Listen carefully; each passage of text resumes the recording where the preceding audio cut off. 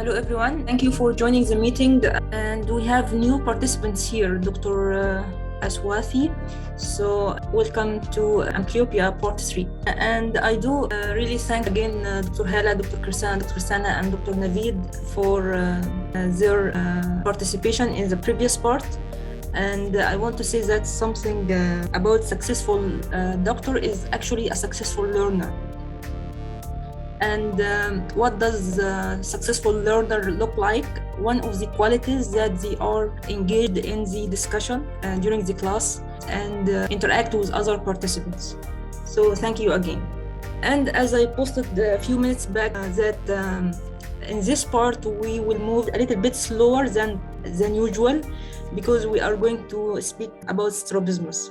And actually, slow and steady wins the race is one of my favorite quotes. So be patient and be careful that the word steady here in this quote, we will mention it again during this presentation. So keep this in your mind. The word steady is a very important word today. We will gonna talk about the diagnosis. This is the main bulk, and at the end we will have a broad overview about the lines of treatment. So regarding the diagnosis or the evaluation of a case of amblyopia, we have to know that how we can document the findings. So documentation is really important because you are going to treat this case. So you should have like a baseline for the assessment in order to decide whether your treatment is effective or not. All right. So always remember these two words, both starts by letter D, so diagnosis and documentation.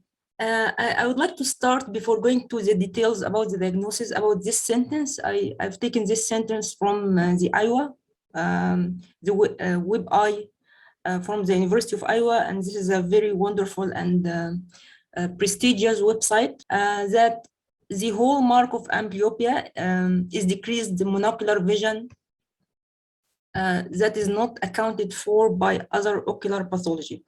And as you know that it is like a basic sentence because we already know that the amblyopia could be bilateral. But I mentioned this sentence here because I really like the word hallmark. So whenever you come across this word, the hallmark, during your study, you should pay attention to this. And I don't know if you know that I was one of the moderator of FRCS Yahoo group. It's no longer there, but during my study for my final FRCS preparation, I compiled the list of the hallmarks in ophthalmology. And another importance for this sentence is that we should document the vision. So documentation of the vision is really important. And this is the hallmark for diagnosing amblyopia. You may have risk factors, but you need to check the vision. And always bear in your mind that you should exclude organic lesions that could be treated first or could attribute it for diminution of vision. And there should be an amblyogenic risk factor. So there should be amblyogenic risk factor in order to diagnose amblyopia. I mentioned this slide in part 1, if you remember. So here are certain blanks I will cover during this presentation. So the first part in diagnosis is diagnostic criteria for amblyopia. So here is my first question in this presentation. Have you ever heard of it? Yes, no, kind of, or kind of. So what's your answer? Have you ever heard of diagnostic criteria for amblyopia? And again, whenever you come across diagnostic criteria during your study, you have to know it by your heart. All right. So there is a certain diagnostic criteria for amblyopia, and it's provided by the American Academy of Ophthalmology in the form of table. So we will go through this table step by step very slowly. All right. So there is a certain criterion or criteria for diagnosing amblyopia. First, we will decide there are some points for unilateral amblyopia and some points for bilateral amblyopia. So try to put this table in your mind, like draw a mind map for this table. So it's all about assessment of vision. Okay. So there are certain points related to unilateral amblyopia, and there are certain points for bilateral amblyopia. And it's all about vision assessment. All right, this is the first point here in this table, to divide the criteria for unilateral amblyopia or bilateral amblyopia. Okay. The first point in unilateral amblyopia, I mentioned this slide before in my first lecture in unital ophthalmology. So I give you some background history about this child. So in the first photo here, you can see that there is an exo deviation of the left eye, right? So we have a divergent squint of his left eye here, on the left eye, but the right eye is the fixating eye. And it's unilateral. So here in this photo, in the left side, in the left photo here, I covered the left eye. And as you see here, the child is calm and passive, no change in his behavior, and he's drinking his juice and no problem. But what happened if when I covered the right eye? He started to express some anxiety, and he started to cry. Actually, started to cry. So what is your comment here? Because it's easy, I will answer it immediately. So when I cover the left eye, which has a significant amblyopia, it has no effect on his behavior. But once I cover the seeing eye, his preferred eye, he longer accepted this, and this is called asymmetric objection to occlusion. So excellent, Dr. Kirsana. So asymmetric objection. So he didn't object the occlusion when I occluded the amblyogenic eye, or the eye with severe or dense amblyopia. But when I cover the seeing eye, he objected in the form of crying. So this is a kind of behavioral change that helps you to decide whether there is an amblyopia or not. So this is one way to diagnose unilateral amblyopia, which is called asymmetric objection. In some books, it's called the resistance. Sometimes the child will push away your hand. You'll push away your hand, all right? But this child just started crying. So back again to this table. So the first point that helps you to diagnose amblyopia in young children, of course, like in toddler or in infant, if the response to monocular occlusion. So if we have asymmetric objection, all right? And of course, if you noticed, if you cover the seeing eye and there is objection, that means that the uncovered eye is the eye which has amblyopia. But pay attention that some kids possess what's called, I call it no touch. So they resist the objective occlusion of their eyes, whether they have amblyopia or not. So some kids don't allow you to cover their eyes. They are so sensitive for touch. All right, so keep this in your mind. And sometimes you don't need actually to touch the child. You can put your hand a short distance from their eyes, or even allow their parent, their mom or their dad, to cover one eye in succession. So you can do cover test by any ways. You can use the occluder, which is the least preferred in this age group. You can use your hand, but without touching their eyes or their face, or you can ask their parent, one of their parents, to occlude one of their eyes. All right. And because here I put this slide before, that when in your clinic, sometimes whenever you're dressed like a clown or you have candies and well-decorated clinic, in the mind of in the child's mind, you are like a zombie, and you are going to give them a shot or something dangerous. So this is called stranger anxiety and error in their perception. So just keep this in your mind. So we finished just one point, which is the asymmetric objection. The second point here, something called fixation preference. So basically, you cover each eye and see does the child fixate well with the uncovered eye. So in this photo, so I usually camouflage the image of the baby, but because this child is cute, so I kept her face. So you are using colorful toy, and she is impressed by this toy. But what is wrong about this picture or this photo? That both eyes are open. So whenever we want to check the fixation and the vision of, we should cover each eye, because assessment of vision should be monocular.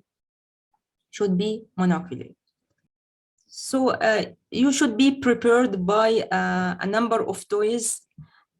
Should be colorful, sparkling, flickering, and what about sound? Can we use a toy that produces sound? Can we use it in your clinic? Basically, you shouldn't use a soundless toy, because the child may look at the toy based on the sound. But in practice, you may start using anything that produces sound.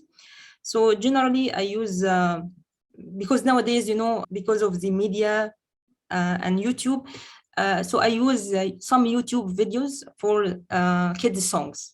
Of course, it depends on your culture. So in my country, we use some Arabic songs.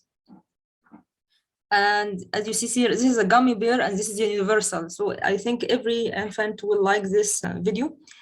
So basically, you may start by sound and then turn the sound off and see, while you cover each eye, does the child fix by this eye and follow the moving object or not?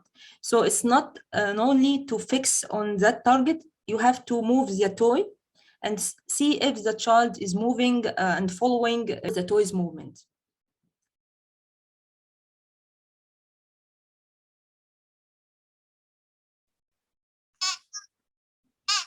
So it's no harm of using sound, because by time you will judge if they are following the sound or following the toys. You may start by both eyes open and then cover each eye to judge the fixation pattern by each eye individually. So if you find that if you cover, for example, the left eye and the right eye failed to take the fixation or to follow the toy, and this signifies amblyopia. So if the eye takes the fixation and follows the object, we can document in the file that that eye fix and follow. So F here for fix and second F here for follow the object. So you have to be sure that the child fixates on this toy, and then you move the toy and be sure that the child following the movement of the toy. Okay, right now, everything clear so far? All right, that's why I wrote here F and F. I'm writing down on the slide. So we have OD and OS. So imagine now you are documenting the finding, and this is the child's eye. So first you cover the left eye and see, does the child fix and follow by the right? If he seated on this toy and followed this toy, we write F and F. But sometimes is a non-F and non-F. So if he didn't able to fixate on this toy, so it is called non-fixating. And whenever the first F is N, So non-fixating, you should expect it is logically not following. So once the first F is not or none, the second F should be also none. So that's, and sometimes you can write between brackets toys or faces, what is the object was. So this is how we document the finding if we are following the fix and follow method. But as you can see here in the slide, there is another tab and there is something called, and this is actually an acronym, CSM. CSM. So does anyone know what each letter stands for? Excellent, Dr. Naveed. C for central, and S for steady, and M for maintained. And as you may expect, this method is more accurate than the F and F method. And we usually use this system in strabismus, in patients with strabismus. So we're going to talk about the CSM. So first of all, try to memorize the acronym first. By the way, this is not an advanced knowledge because pediatric doctors in their box, they have this system. So they can check CSM system in their patients in their clinic. So imagine now pediatric doctors know this. So we should know this, right? First, try to memorize the acronym. So you remember cesarean section, the surgery for delivery of babies, CS, cesarean section. So you can now remember CS for cesarean section, and finally the M, because some learners confuse between M and S. So sometimes they call it, I don't want to contaminate your thoughts, but you have to know this order. So you have to know this acronym in that order, CSM. All right. And as you see now, I used one color code for CS and another color code for M. Because in order to document C and S, we use monocular assessment. So we use cover test. We should cover one eye. And in order to assess the M, both eyes should be open. So C and S is assessed monocularly, while M is assessed binocularly. And don't forget that you have to comment on each eye. So what is the CSM system in the right eye, and what is the CSM in the left eye? Okay, because this is a kind of assessment of vision. We can't say visual acuity, because for visual acuity, there should be numbers, but we don't have here numbers. So visual acuity by its definition, we assess the vision and giving numbers.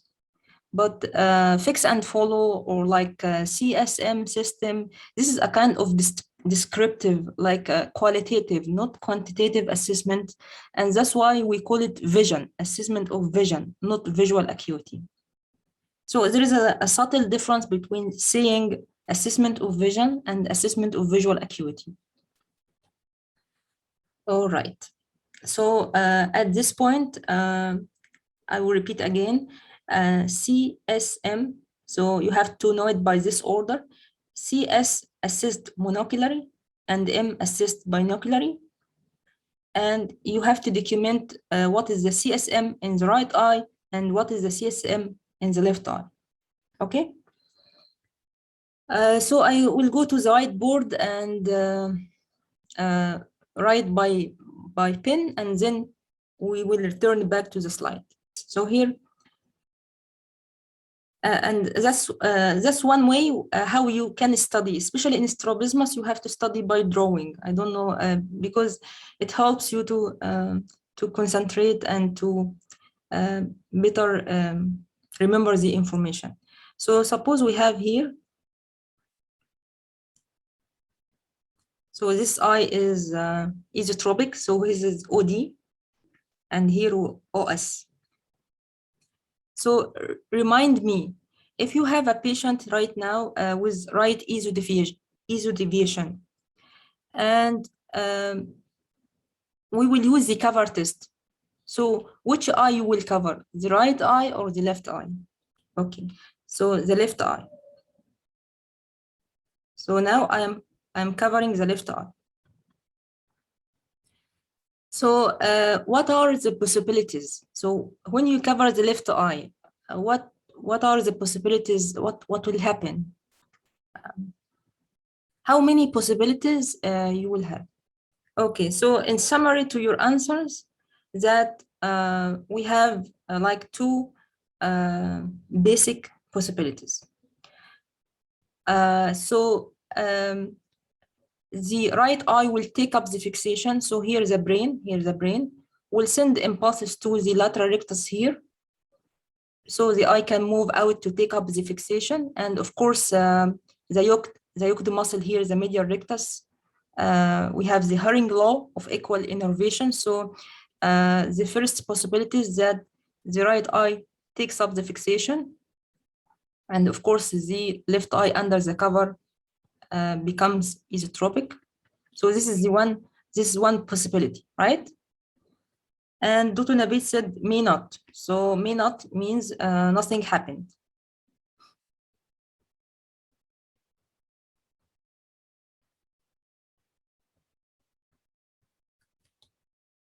All right. And so if the right eye takes up the fixation, and we are going to document the CSM system on the right eye now. So in order to document the CSM system on the right eye, we cover the left eye. So in order to document the CSM system in one eye, you have to cover the other eye. So if we cover the left eye here, the right eye takes up the fixation. So S here for central, it means that the eye takes up the fixation and the reflex becomes central. So the right eye now centered on this object, and the object is falling in the fovea. So this is called centric fixation. So we now can write that right eye is central. All right. So this is the first step. Okay. But here, this eye unfortunately didn't take the fixation. So we can write NC. So non-central. So the reflex is still not central. It means that this eye didn't take the fixation. And the target is not falling on the fovea because it's squinting eye. It didn't take the fixation. Okay. All right. We shall continue with this situation. So do you remember, once there is N, it means none, you expect that S and M should be none. And this is the rule. If the first letter is none, the following letter should be none. So this eye actually didn't take the fixation, so it is not central.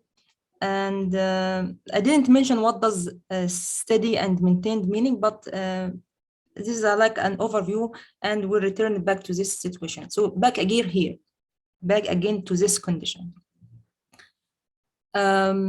So you covered the initially fixating eye, and the right eye takes the fixation, so this is central. Actually, there are two situations here.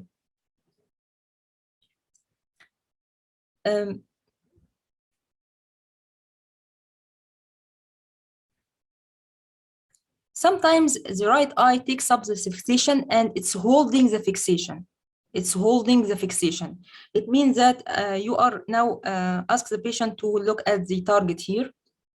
So the child takes up the fixation by this eye, and whenever you move the toy, he moves with the toy. So he is following the toy. So we can write here central and steady. So again, you ask that you are holding a toy, and the right eye takes up the fixation on this toy and is holding the fixation. It's not wandering. So you can type here, it is steady. Steady means steady. So there is no synonym for steady. So this situation is called central and steady. Sometimes if you cover this eye and this eye takes the fixation, but it's wandering. It's wandering. It's wandering back and forth. So in this situation, you can write central because it takes the fixation. It takes the fixation, but non-steady. Another example, if you cover this eye and there is nystagmus, latent nystagmus, you can write down non-steady. All right. So to sum up again, in order to document CSM system in the right eye, we'll start by C and S, and this is under monocular condition. So we have to cover the left eye, which actually is the fixating eye here, because we use this system in patients with squint. If the in this situation, if the right eye takes up the fixation and it's holding the fixation, so this is called central and steady. If it takes a fixation but is wandering, you can write central and non-steady. All right. So back again to this condition, the right eye failed to take the fixation. So of course, this is non-central and non-steady, because steady depends on the previous one. So if the previous one, which is a central, is not central, steady is not steady. I don't know if you got this or not. So the next step, we have to, we didn't finish this condition because we already finished C and S. What about maintained? So maintained, you have to remove the cover. You have to remove the cover. So once you remove the cover, do you remember from the previous part, we have two possibilities. So if you remove this cover and the right eye continues to take the fixation,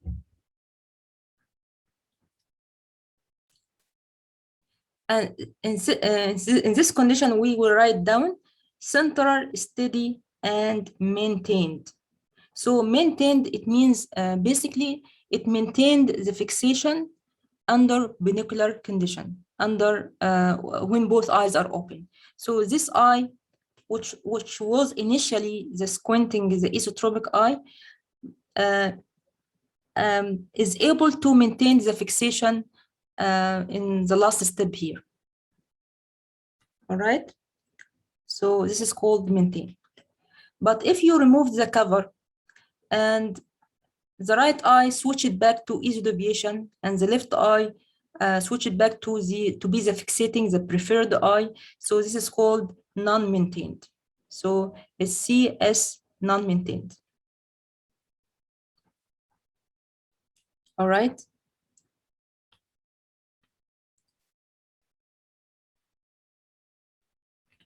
So you have to keep this hierarchy, this schematic representation of the possibilities in your mind. So we finished this way, this pathway. And how about this pathway? When you cover the left eye, it's the right eye takes a fixation, but is non-steady. So once you remove this cover, you can expect, once this non-steady, you can expect that once you remove the cover, the right eye switch it back to isodeviation and the right eye switch it back to be the preferred fixating eye. So this is called central, non-steady, non-maintained. So again, once there is none, the following should be none. So now it's your turn. So I will choose Dr. Kirsana. So Dr. Kirsana, can you unmute your mic? So can you describe the first photo here? This is the first drawing. So this is one of my drawing. Okay. The right eye shows an apparent exotropia of a rough degree of about 45 degrees, and the left eye is fixating. So the left eye, the right eye is what? Shows an apparent esotropia. So it's esotropia, and here the Hirschberg reflex is descender temporally at the limbus. At the limbus. All right. So we want to document the CSM system in the right eye. So what is the first step? First step is to cover the left eye. Okay, 1 second.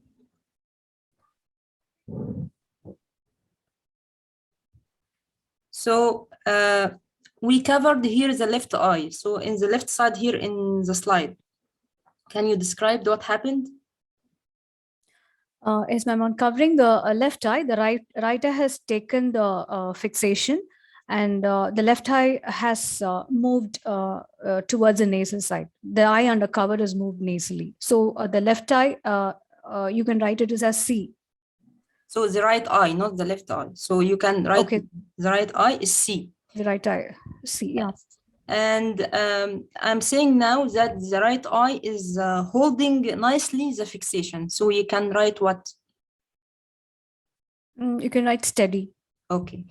So here, the right eye is C, central and steady. And now in the right side of the slide, in the right side, the right eye takes the fixation, but it's wandering. So how you can document this on the right eye? You can write it as central steady, ENM, non-maintained, because it's wandering.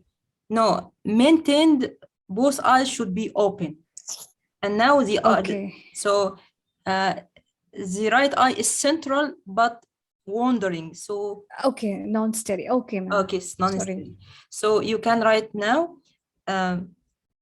central, non-steady. Okay. And actually, you can expect that once you remove the cover, it is not maintained, by the way. Okay. Okay. So back again to the left side here, in which the right eye is central and steady. What's the next step in order to document the maintained aspect? You have to remove the cover from the left eye. Okay, let's see here. So we removed the cover from the left eye, and we have two possibilities here. So in the far left, what happened?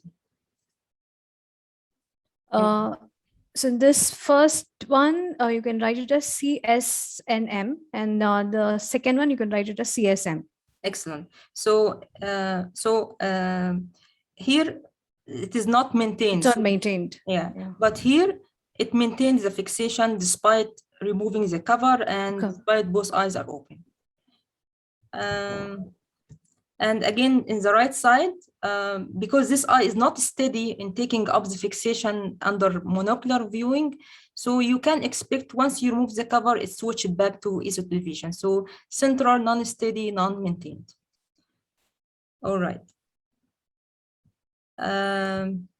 Thank you, Dr. Kirsana. Thank you. Thank you. And here we shall appoint now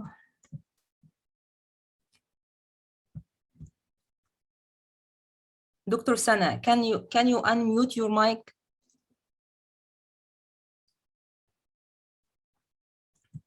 Yes, ma'am. Okay, thank you. And if you remember this video from the last time, so can you describe the snapshot here? Pardon me, ma'am. I couldn't hear. Could you please repeat it? Can you describe the snapshot, the freeze frame here? What you are seeing now? Okay. I can see it's a picture of eye, and the right eye is deviated outward. That is, there is an apparent exo deviation of the right eye with the torchlight reflects on Hirschberg deviated nasally, and the left eye fixates, the central fixation. So what is the next step? So here we have to cover the left eye. Okay, hold 1 second.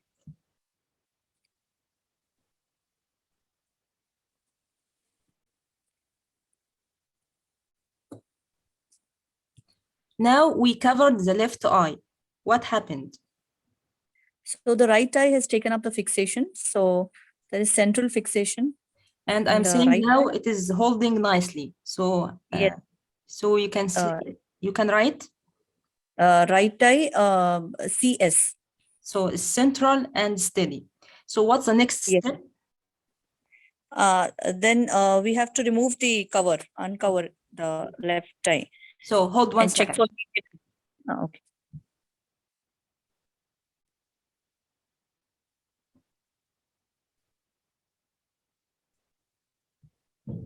So we removed the cover and the right eye. What happened? So how do you document this?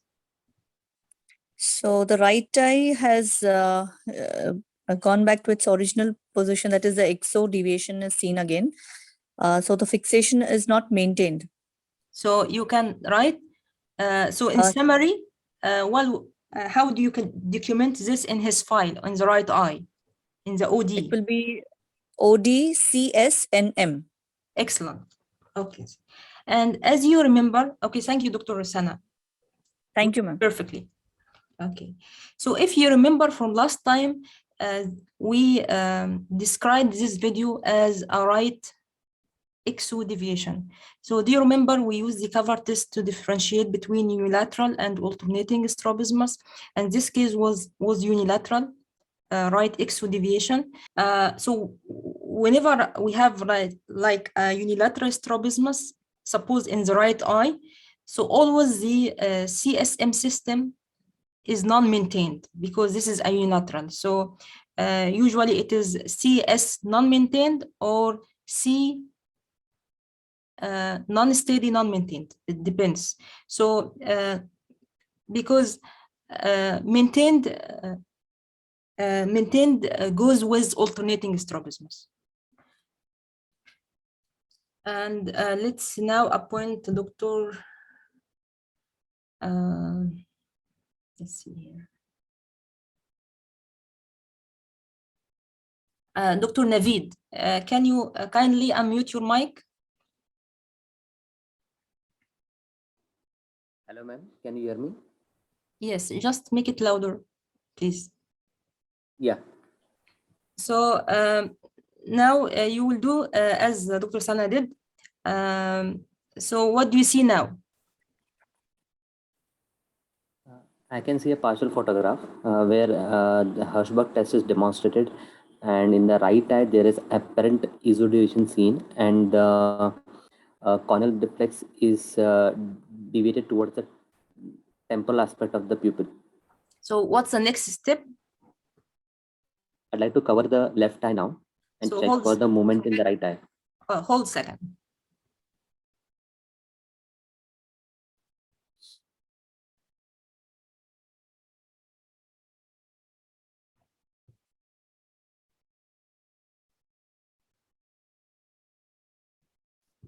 So we covered the left eye, which is initially the fixating eye. And what happened? Yeah, the right eye has taken up the fixation and the corneal reflex is central.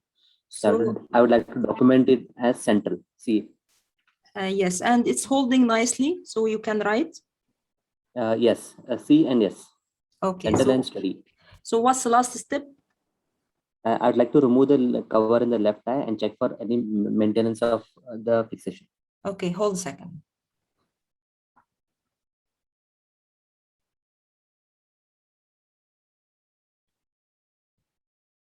So after removing the cover, yeah.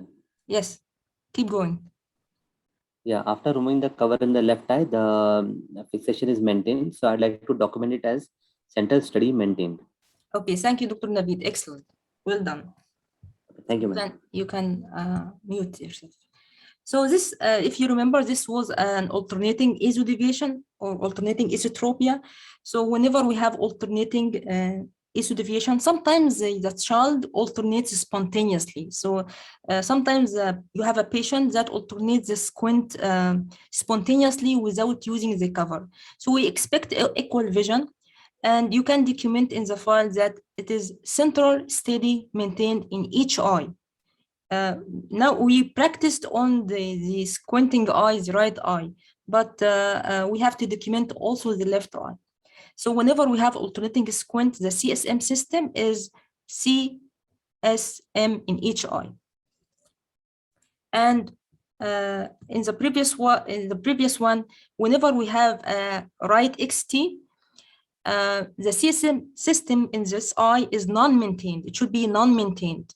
But in this preferred dominant eye, the CSM system is documented as CSM. And it comes with practice. It may look difficult, but it's very easy. And again, Dr. Kirsana, when we write CSM, and you should write the N, which means none, in a small letter, in lowercase, not in capital. So C and S and M should be write in capital letter or uppercase, but if there is non-steady or non-maintained or non-central, this none should be in a small letter in lowercase. All right. So again, this is the last possibilities that you cover the fixating and the squinting eye didn't take the fixation. So this is non-central, non-steady, non-maintained. And what is the significance of saying this? Because this is the worst situation. This is the worst situation that may signify significant or dense amblyopia in that eye because it's enabled to take the fixation. So this is the worst scenario here. You expect dense amblyopia in that eye. Again, if you have non-steady, this is worse than steady. So the best situation that central is steady maintained. But if you have central but non-steady, this is bad. If you have central steady but non-maintained, this is a kind bad also because it is unilateral strabismus. And we can use this system to follow the treatment. So imagine now you have a patient, non-central, non-steady, non-maintained, and you provide them with the treatment. And in the follow-up visit, it becomes central, but non-steady.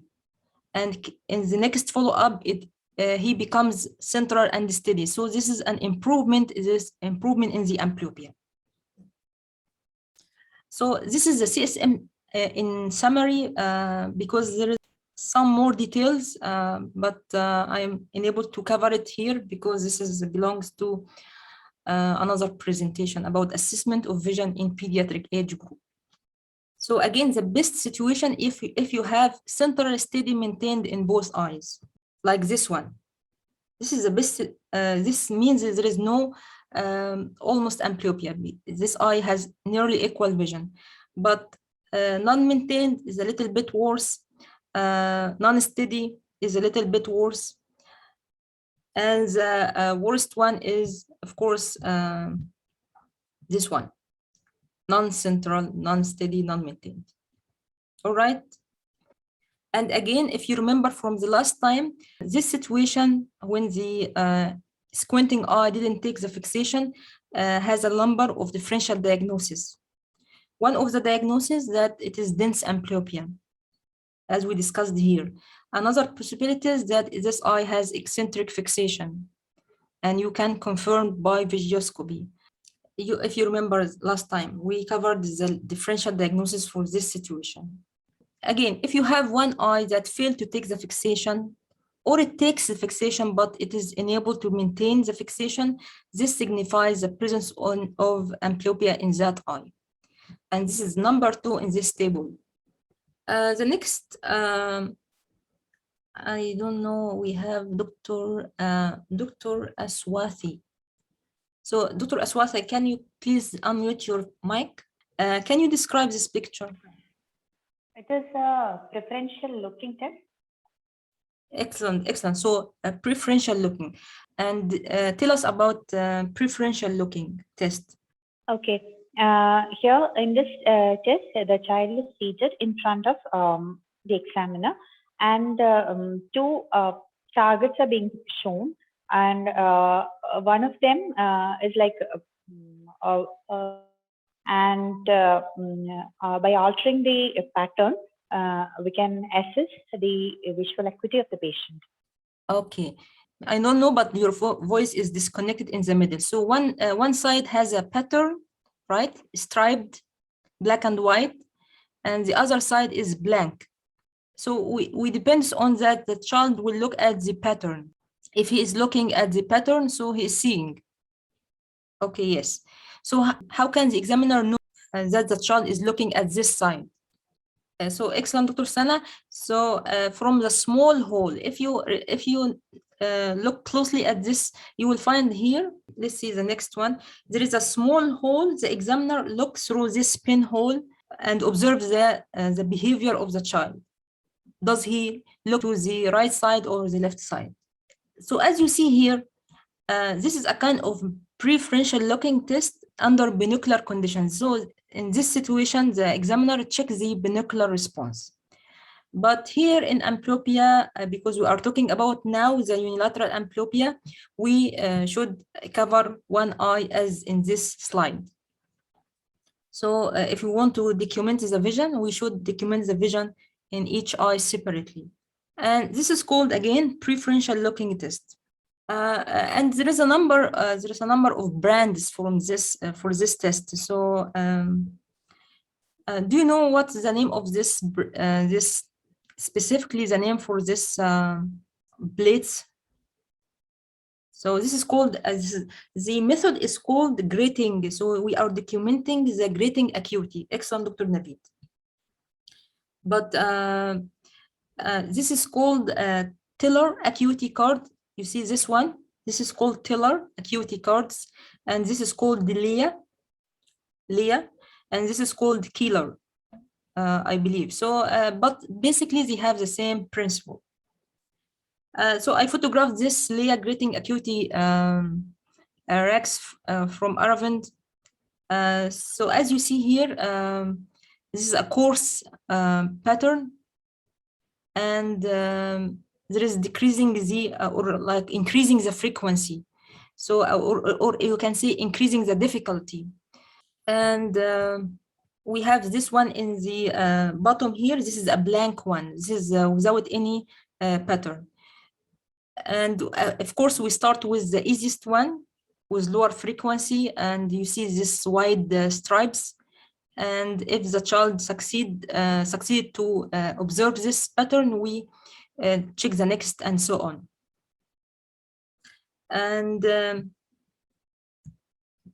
if you, I don't know if you notice this, but here, this is a Leah grating again. So can you know this abbreviation CPCM? And usually it's done by optometrists. This test, it has some more details, but it gives us a numbers. So this could be a method of assessment of visual acuity. So once we have numbers, it's considered as assessment of visual acuity. So it's cycle per, excellent. So the first C here, Dr. Sana, so the first C here, let's see. The first C is cycles, and P for per, and CM for centimeter. 4 centimeter. So basically, one cycle means a white and black bar. This is called one cycle. So if we have one cycle in 1 centimeter, so this is called one cycle per centimeter. So this is one cycle per centimeter. If we have one cycle, which means one black and one white bar per centimeter. But here, how many cycles? This is 1, 2, 3, 4. So we have 4 cycles. So this is 4 cycles per centimeter. So the larger the number here, the more the frequency and the increasing difficulty. All right. So when we check the visual acuity, so this is called acuity because we will have numbers. When we check the acuity using the stripes, this is called the grating acuity. But when we check the acuity using the Ophth type, do you know what is the name for this visual acuity? It has a name, and it starts by letter R for run. This is called recognition visual acuity. So we have something called grating acuity using the pattern or the stripes, and we have a recognition visual acuity when we check the visual acuity using the Ophth types, the Landau C chart or the E or any letter. So what's the significance of knowing these both types of acuity testing? That one of the characteristic features of strabismic amblyopia that the grating acuity is better than the recognition acuity, or we can say it the grating acuity less affected by the amblyopia than the recognition. So what's the significance again, or the clinical significance of having this?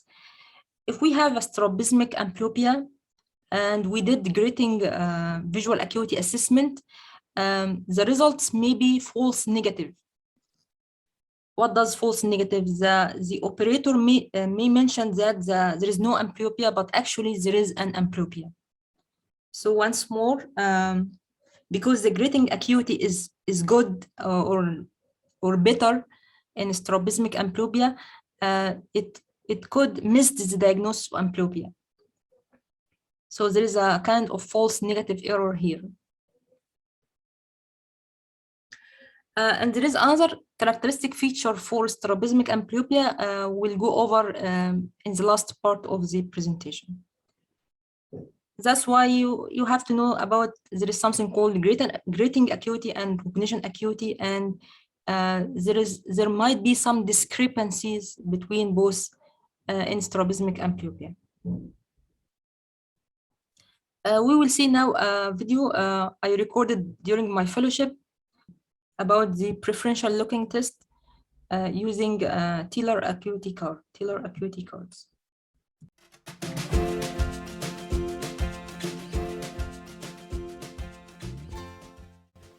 Yeah, that's gonna take a look right here, sweetheart. Yeah, that girl. Okay, did you see that? You ready? Take a look right here, quick.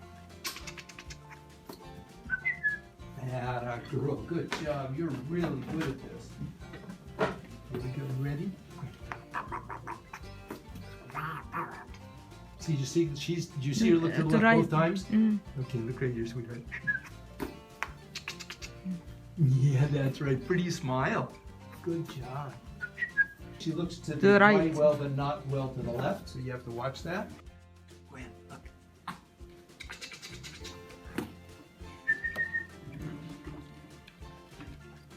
Gwen, you have to open your eye. Yeah, girl.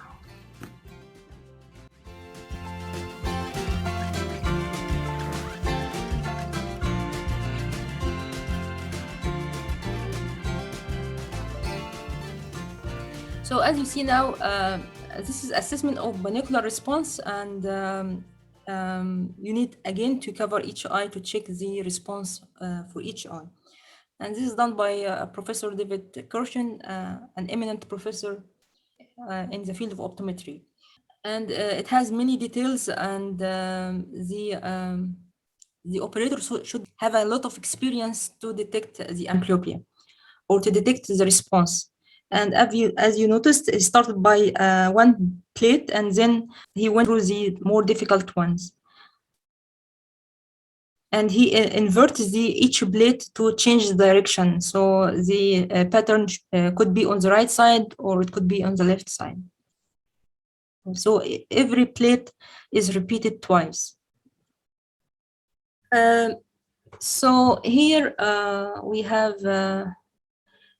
the third part in this table, which is the preferential looking, and the abbreviation is PL, like perception of light. So we have perception of light and we have a preferential looking. So one abbreviation for two important terms. What is the finding in amblyopia, and what is the finding that signifies the presence of amblyopia? All right. So the presence of more or equals to octave or octave interocular difference. And there is an asterisk star here. And at the bottom here, he mentioned what is the meaning of two octave difference if there is a 4-card difference. So imagine now that let's back here. Imagine the left eye could appreciate this grating, the left eye, but the right eye until this one appreciate this one, only this one. So we have like a 4 difference. This is an example. So this means that the right eye has dense amblyopia or has amblyopia. Because we are talking about the unilateral amblyopia, if there is an interocular difference of 4 card, which means 2 octave, it means that the worst eye has amblyopia.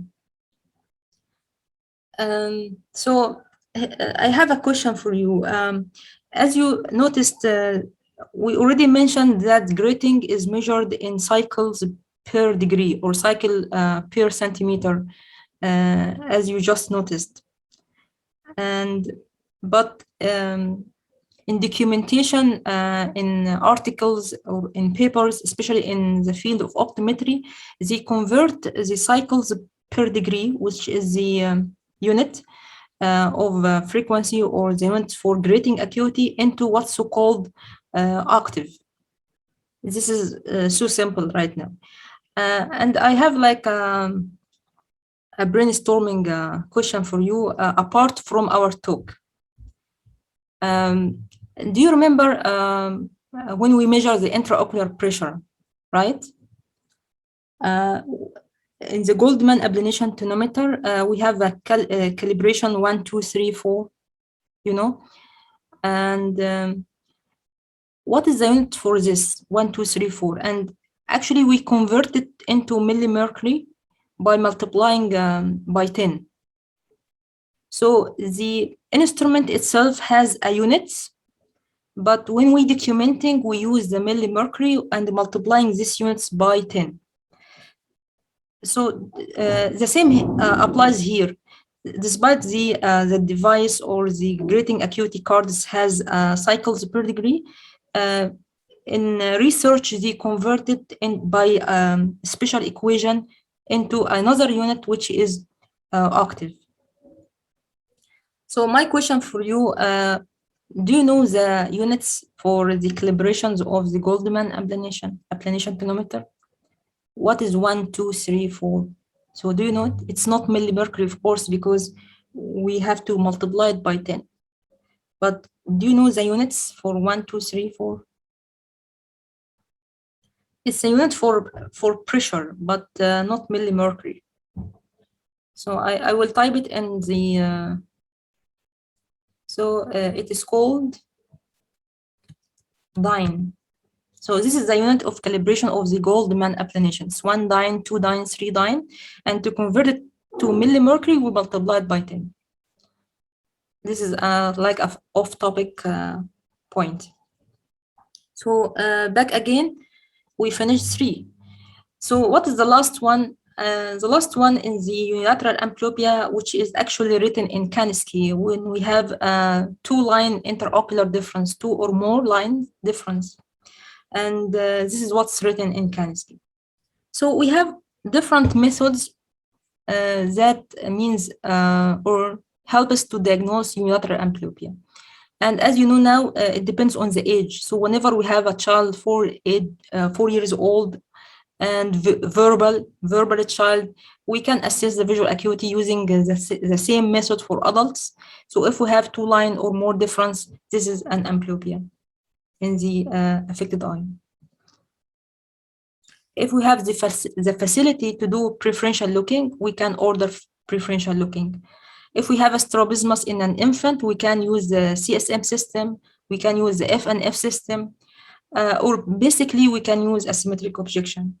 here a reminder of an important table, which is the convergence of chart for visual acuity and the classifications of the amblyopia into mild, moderate, severe. We went through this table in the first part. So the amblyopia starts actually from 20/25, because 20/20 is the normal. So a question here. We have two patients here. You see at the bottom here, we have two patients. This is the best corrected visual acuity in each eye. Both are amblyopic, has unilateral amblyopia or bilateral amblyopia.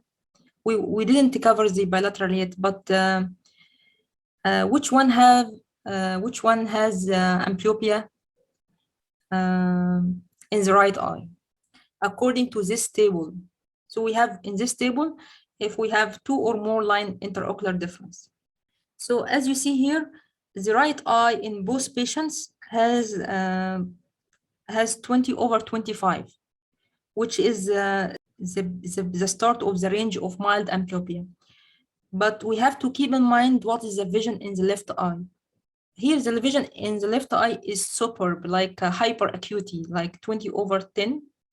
And this is a normal visual acuity, the classic visual acuity 20/20.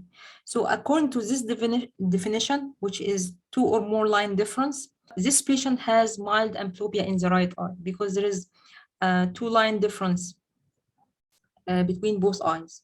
But here there is only 1 line. So you can document there is a mild amblyopia in this patient on the right eye, but here there is no amblyopia in the right eye, based on this definition. I don't know if you got it or not. We have 2 patients with the same visual acuity, which is in the range of mild amblyopia, which is 20/25.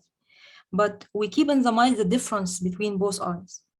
So here we have 2 line difference. So we can say this is an amblyopia, mild amblyopia in the right eye, but here there is only 1 line difference. So we can consider this patient as no amblyopia. So any one of this criteria, it means amblyopia. So not all 4.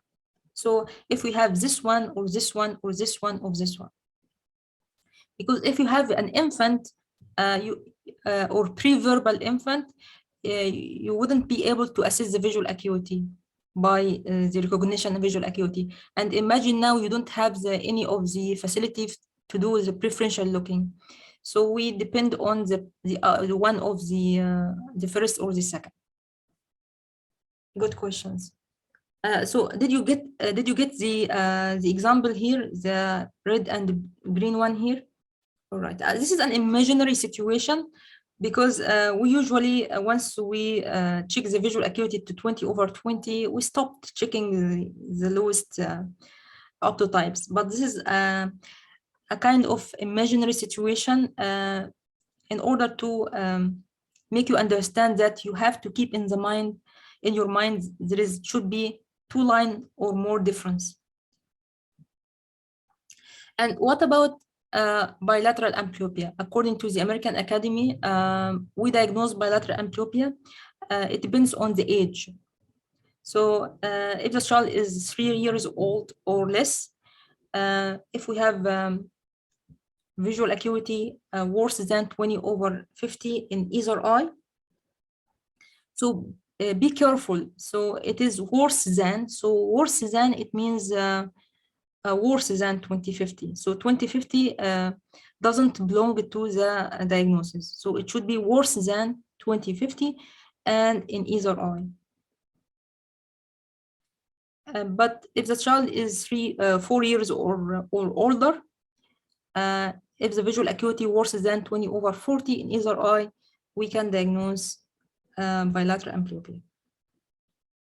So simply you can print this table and stick to on the wall in your clinic to remind you about the diagnostic criteria for amblyopia. So here is an example, like an imaginary example. If you check the best visual acuity and the right eye is 20/40 and the left eye is 20/30, can we diagnose it as bilateral amblyopia? No. According to this table, it's no, because the visual acuity in each eye is better than 20/40. 20/40 or better than 20/30. So we can't diagnose this case as having bilateral amblyopia according to this criteria. The visual acuity should be worse than 20/40, but we have 20/40 and 20/30. So this case, according to this criteria, doesn't have amblyopia, bilateral amblyopia. Despite the fact that, as we mentioned, that 20/30 and 20/40 actually in the range of mild amblyopia. But even though, according to this table, it is not bilateral amblyopia. And if you remember this slide in the part 1, we went through the full definition of amblyopia, and the last point here I wrote to be continued. Sometimes you may add the diagnostic criteria in the definition of amblyopia. So again, in your example, Dr. Navid, I think Dr. Navid, he mentioned an example that one eye has 20/30 and the other eye is 20/50. Okay, so 20/50 is worse than 20/40. So you can diagnose it as bilateral amblyopia if the child is 4 years or more. So suppose your example in a child 4 years or more, we have the other eye is 20/50. So this is worse than 20/40. So we can diagnose it as bilateral amblyopia. This is according to the criteria. Okay, so again, your example, Dr. Navid, if the patient's age is 4 years, you already mentioned it. One of his eyes is 20/50.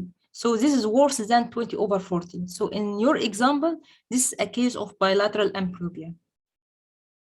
But imagine now your example in a child 3 years or less.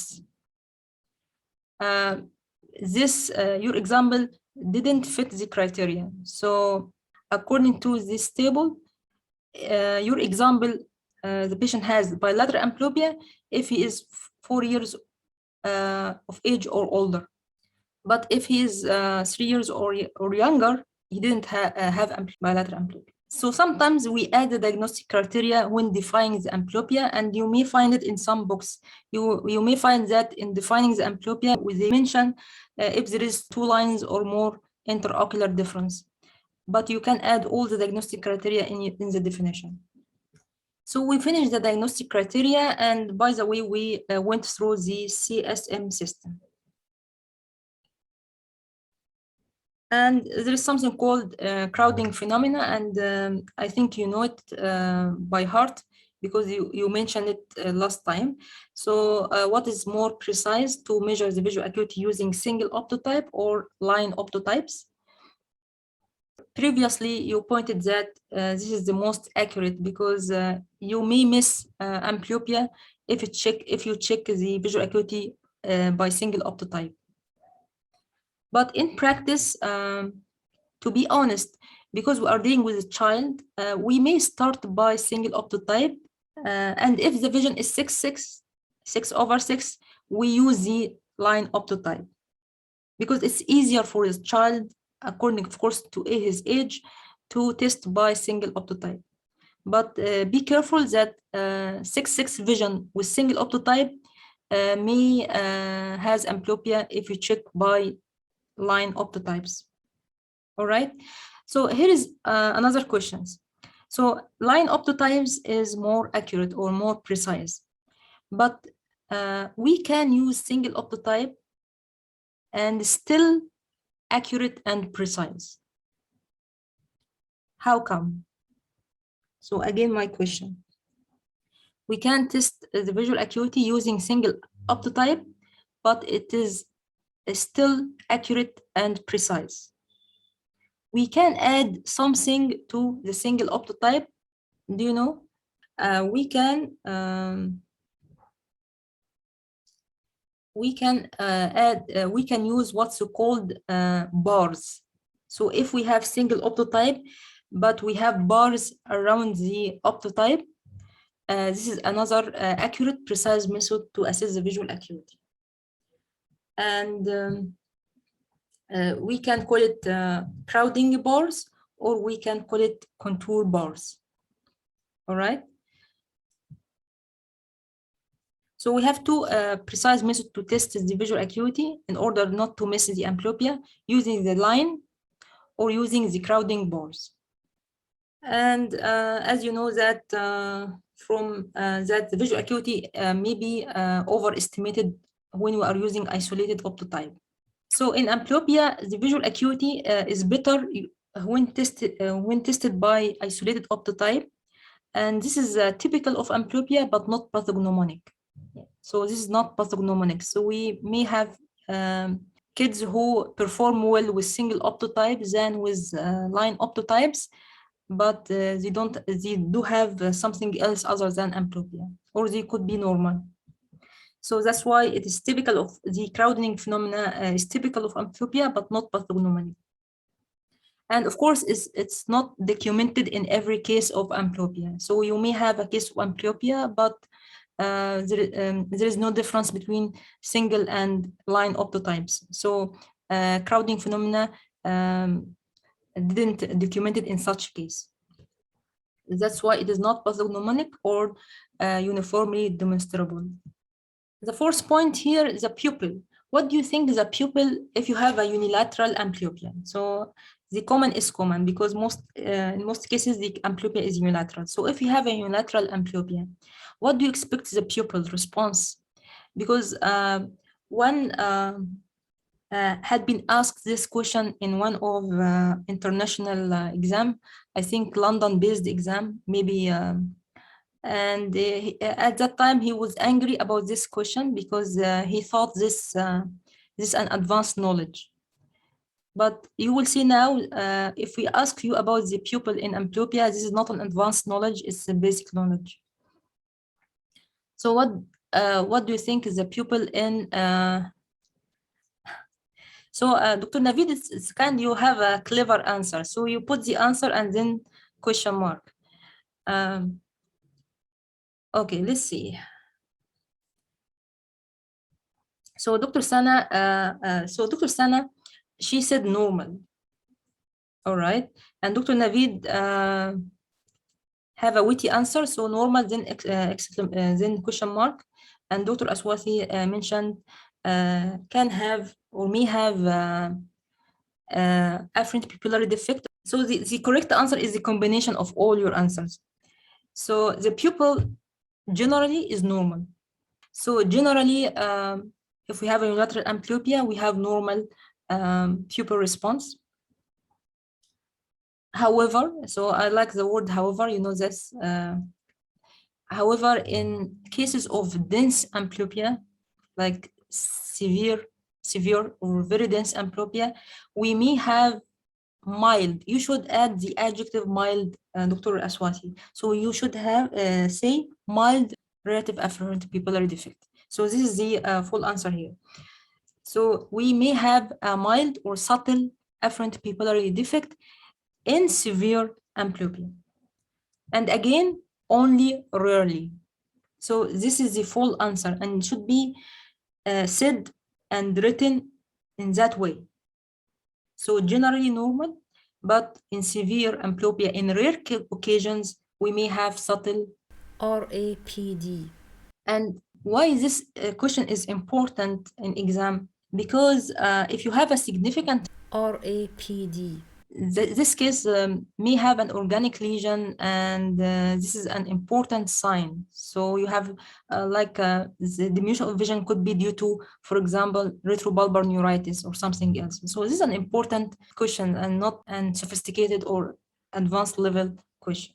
So we have to check the pupil because we are talking about how to diagnose amblyopia, but in the same time, we have to exclude organic lesion because it could be serious, it could be treated first. So we don't have to rush for the diagnosis of amblyopia. And that's why when we have cases of resistant amblyopia to treatment, despite the young age, you recheck again the pupil because it may give us some more signs. The last one, you have to check the fusion, what's called the fusion and the striopsis. And I'm not going to talk about it, but I mentioned here a video about how to check the striopsis using the titmus fly test. And of course, both eyes should be open, and there are more details about this, and it needs a specific presentation. And one of the tests to check fusion, which is the Worsford dot. And this is the chart projector version to check the Worsford dot at distance. And sometimes we need to check the Worsford dot test at near. And this is especially important if we are going to diagnose what's so-called monofixation syndrome. So monofixation syndrome, we need to check the Worsford dot at distance and at near. And of course, there are more details, which needs another presentation. Another question. Generally in strabismic clinic or in strabismus office, there are, traditionally speaking, an order. So we have to check the visual acuity, we have to check the striopsis, we have to do cover test. So there is a kind of order here. So what do you think is the correct order for doing all three tests here? What should be the first and what should be the next? What should be the last? So actually, the correct answer is the one in. So the one in the middle is the correct one. So generally in strabismic clinic, we check the striopsis first, then the visual acuity, and lastly, the cover test. And of course, there is a basic behind this order. I won't mention it. So, but you have to know this. We have to check the striopsis first, then the visual acuity, and then lastly the cover test. So if you remember this slide again, we mentioned that I said that one of the characteristic features of strabismic amblyopia is that the grating acuity is better than the recognition acuity. And there is another feature, but let's see this video quiz at first. This is a kind of mini break in the middle.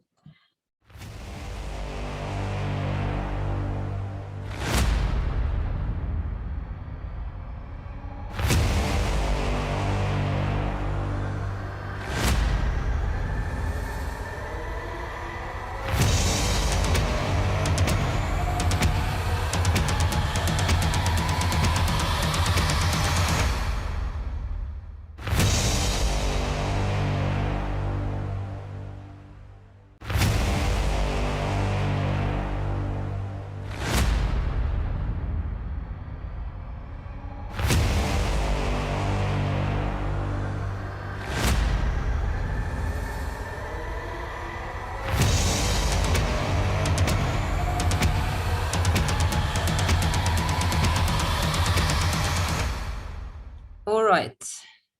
What do you think? What this? Okay, excellent. So Dr. Sana, this is a neutral density filter. And as you saw, there are certain numbers, but actually the number should be converted into log units, 0.3, 0.6, 0.9, and so on. And this reflects what's called optical density. So basically, this is a filter that decreases the transmission of the light. And Dr. Sana, do you know why it is called neutral density filter? Why it is called neutral? So what's the meaning of neutral here? So neutral means it decreases the transmission of light uniformly along the all wavelengths of the light. Because sometimes we have filters that cut the blue portion of the spectrum, so it's not uniformly. But here a neutral density filter decreases the transmission. And if you remember in the video, I used the pen torch, and as I moved the rack to the denser filter, the light transmission decreases. All right. So one of the features of the strabismic amblyopia, interestingly, that the visual acuity when measured using the neutral density filter, it is less sharply reduced. So imagine now we have a unilateral strabismus with unilateral amblyopia and the vision, let's say 660. When we put the neutral density filter, it becomes like 6/36. So only one line difference. So it is reduced but less sharply. On the other hand, if we have an organic lesion, the visual acuity will decrease sharply by using the neutral density filter. This is in summary. And actually there is an interesting paper and very old paper by Von Dorden. They compare the result of neutral density filter, its effect on the visual acuity in healthy versus strabismic amblyopia or presence of organic lesions. And they found that in healthy, the visual acuity decreased by a constant amount. In strabismic amblyopia, actually there are three results. It could be slightly reduced or stayed the same or actually improved. And this is interesting. But in organic lesion, the visual acuity is markedly reduced. What's the clinical significance? So imagine now you are suspicious whether this is an amblyopia or there is a hidden organic lesion. So you may use the neutral density filter and see if the visual acuity reduced sharply or less sharply. But to be honest, I never used it in my practice. Again, neutral density filter is an important device. And we use it, if you remember, to quantify and to document the presence of relative afferent pupillary defect. So neutral density filter in ophthalmology has two basic uses in the field of pupil, especially in relative afferent pupillary defect, and in the field of strabismus. All right. So do we need to investigate in case of amblyopia? Do we need to order electrophysiological studies? This is a big question. And I'm thinking to make it an assignment for Dr. Because you are new here. So I will appoint, again, no obligation, Dr. Aswasi. So I assigned you to make a presentation like 2 to 5 minutes, only 2 to 5 minutes, maximally 5 minutes to do a presentation about the electrophysiology in amblyopia. Do we need to order electrophysiological studies in amblyopia? Do we need to diagnose? Again, if you feel comfortable at doing this, you can do it. If you are not ready or busy or whatever, you can ignore it. There is no obligation. All right, so we finished the diagnosis, and here is an overview about the treatment. And always remember, we treat, we follow up the patient. So follow-up is very, really important in medicine, especially in our talk today, which is amblyopia. And there is something called screening for amblyopia. We will mention it in the last part, a few hints about it. So what is the benefits of treating amblyopia? Why do we treat amblyopia? First, there is concept called spare tire. So imagine now we have a patient with dense unilateral amblyopia. So imagine this child, for a reason or other, lost the vision in the sound eye. So all of a sudden he became having bilateral severe visual impairment. So we have to treat this amblyopic eye to be a spare tire, just in case the other eye lost its vision. And there is an interesting study that showed that the risk of bilateral visual impairment is double in patients with unilateral amblyopia than those without amblyopia. And again, we need to, in ocular amblyopia, the binocularity and the stereopsis is decreased. So we need to treat it, especially in strabismic amblyopia, to regain the binocularity and stereopsis. And this is really important in certain jobs. For example, ophthalmologists should have stereopsis, excellent stereopsis. on having driving license, so the vision should be good, and also the striopsis. And as you know, if we have a severe dense amblyopia, monocular diplopia, this may lead to secondary strabismus with bad cosmetic appearance.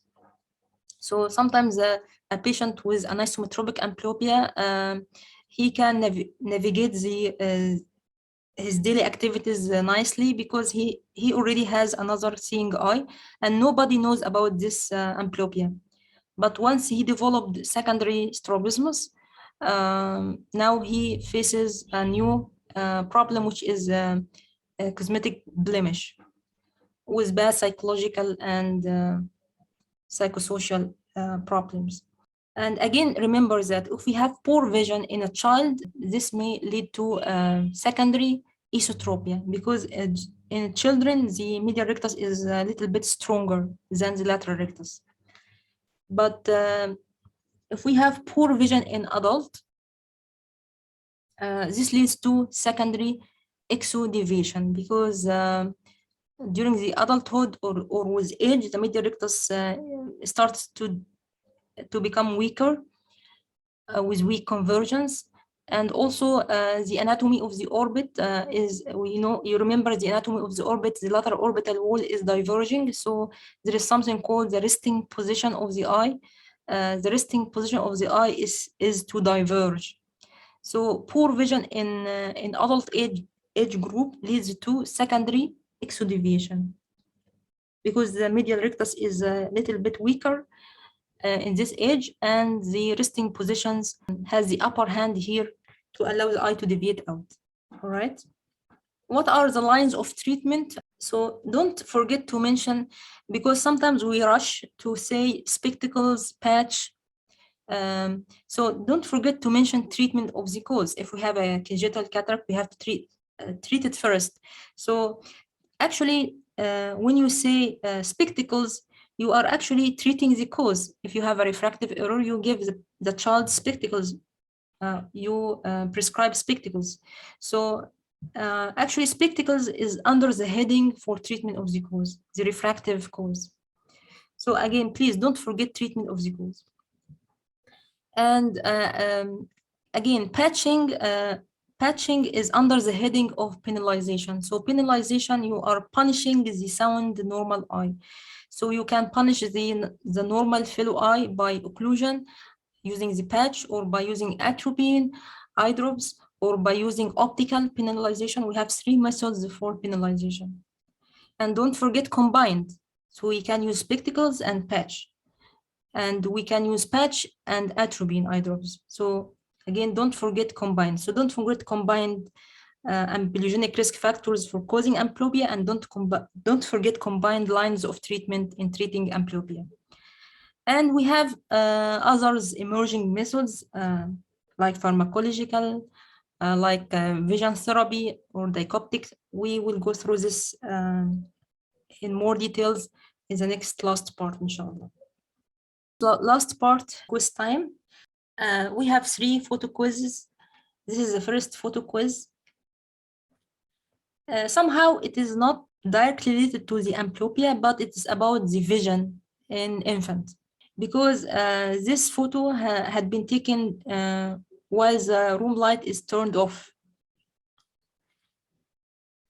So this infant is dilated. So the other day I was asked to check the fundus of this infant. So when I turned the light off, as you see, both eyes have a staring look. So the palpebral fissures are widely open. Kindly ignore the downward shift of both eyes, but basically, when I turned the light off, there is a staring look, or like the palpebral fissures are widely open. So what does this mean? Or do you know the name of this reflex? Because it's kind of reflex, because it's linked to turning off the light. This is called eye popping. So popping means popping. So it's like a stirring look, like widely opened. So this is a kind of reflex in infants when there is a change in the illumination, when the light is turned off, And it means that the child can differentiate between the level of illumination. So it gives you a broad idea that this infant generally, by using both eyes, he can appreciate the light. It doesn't help us to diagnose unilocular amblyopia because this is an overview by using both eyes. And usually we don't screen for amblyopia in this age group, in very young age group. But this is a nice reflex to know, and it was a nice picture I captured, so I wanted to share it with you. So there is something called eye popping reflex, and this is the meaning.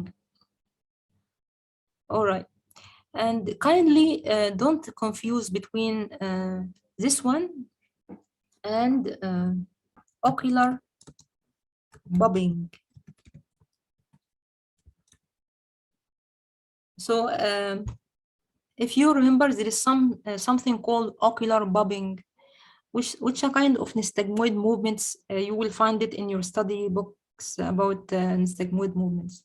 So there is a difference between popping and bobbing. All right, a big difference. The second photo quiz. So this photograph. So I captured it this morning. So do you know what this?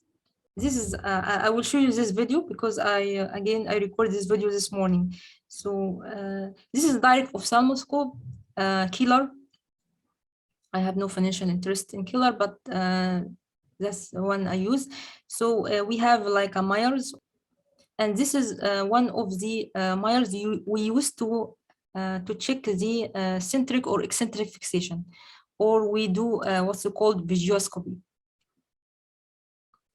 Actually, there are two Myers. We can use this one or this one. And again, if we have to check the pattern of fixation, whether it's centric or eccentric, we have to cover the other eye and to ask the patient to look at the center circle, here the center circle of the target. Here I made the direct ophthalmoscope closer to the camera of the phone, the mobile phone. So imagine now you are the patient and you ask to look at the center circle. And in the same time, you observe whether this circle is overlies the fovea or not. So if it is overlies the fovea, so this is centric fixation. If it is away from the fovea, this is an eccentric fixation, and there is a grading system. As you know, there is a Myers here, so there is a kind of grading system for this. The last photo quiz. This is one of my patients, so I covered the left eye. Here is some data about this patient. So what's your diagnosis? So Dr. Sana, be careful because I wrote here, I did a visuoscopy and it is found to be centric. So imagine now you are in the Viva station. So in Viva station, they will giving you a photo and you have to think rapidly and to answer rapidly. Actually, I mentioned this case in the first part, similar case, but it was taken from a reference in the first part, but this patient is one of my patients. So as you see here, you're covering the left eye and the reflex is decentered nasally.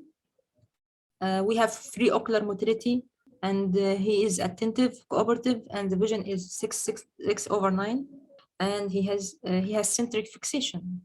All right, Dr. Aswasi, excellent. So I was about to say it in Arabic. So excellent, Dr. Aswasi. So this is an angle kappa anomalous. So is it large or small or negative?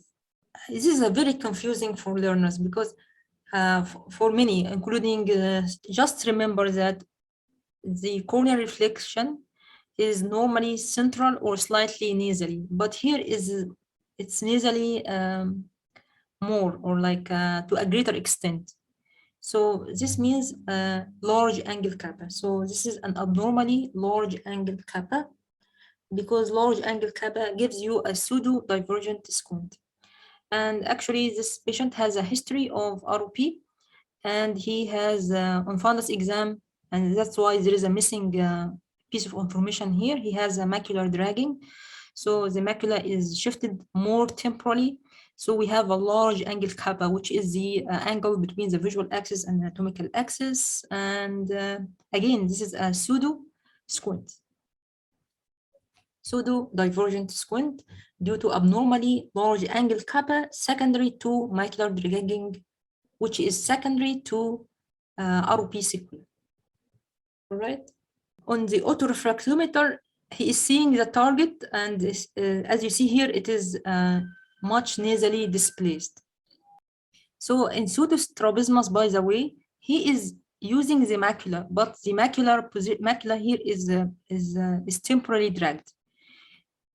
So kindly, this might be confusing, because if you use the CSM system, you can say non-central, but actually he is using the fovea, he is centric fixation. So that's why every system has its own shortcoming and false positive and false negative.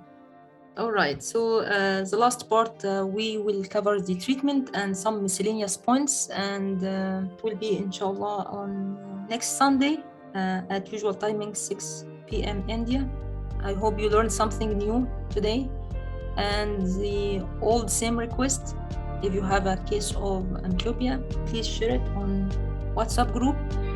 And as you see here in this sheet, I wrote this striopsis before the visual acuity. So do you remember the order? Striopsis should be checked before the visual acuity.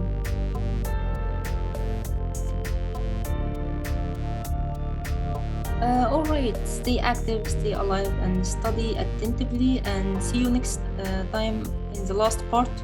So do you have any questions before I end the meeting? Thank you for your time.